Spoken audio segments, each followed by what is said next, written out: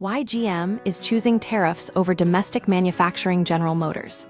GM has signaled that it will continue to rely heavily on South Korean manufacturing for its U.S. market, despite significant trade barriers.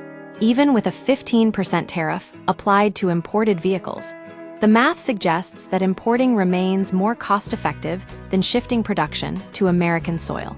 The scale of Korean production. GM is doubling down on its South Korean operations by investing an additional $600 million into its local assembly plants. These facilities are currently responsible for producing several key models for the U.S. market, including Chevrolet, Trax and Trailblazer Buick, and Vista and Encore GX. Currently, approximately 90% of the vehicles assembled in South Korea are exported to the United States. Last year, these plants produced roughly 460,000 vehicles. With the new investment, GM aims to reach a full capacity of 500,000 units annually.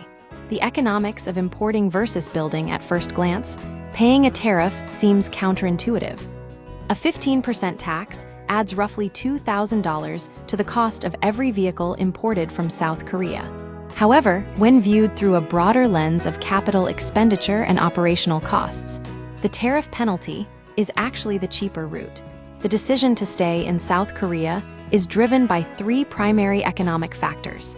Massive upfront capital requirements. Moving production to the U.S. is not as simple as moving a machine.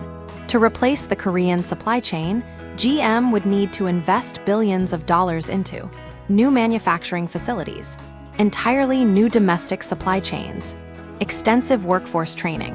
The labor cost gap. There is a significant disparity in hourly wages between the two regions. While South Korean workers typically earn between $20 and $30 per hour, U.S. workers in similar roles generally earn between $30 and $40 per hour. If the United Auto Workers (UAW) union is involved, those costs can climb as high as $60 per hour. Speed and political volatility. Building a new plant is a slow process, typically taking 2 to 4 years. Furthermore, trade policy is subject to political shifts. GM must weigh the long-term cost of building U.S. plants against the possibility that a change in U.S. administration in 2028 could result in the sudden removal of these tariffs, rendering a massive domestic investment redundant. The financial impact. The cost of these trade policies is not negligible. GM expects tariffs to impact its bottom line by $3 billion to $4 billion this year. The financial strain is already visible in the company's Korean division, which saw a 60% drop in operating profit and a 12% decline in revenue in 2025 due to the impact of these tariffs. Despite the multi-billion-dollar hit to annual profits, the structural costs of domesticating the supply chain remain too high to justify abandoning the South Korean manufacturing hub. Conclusion. GM's strategy highlights a complex reality in global manufacturing. Even high tariffs cannot always offset the massive costs of labor and infrastructure required to move production home.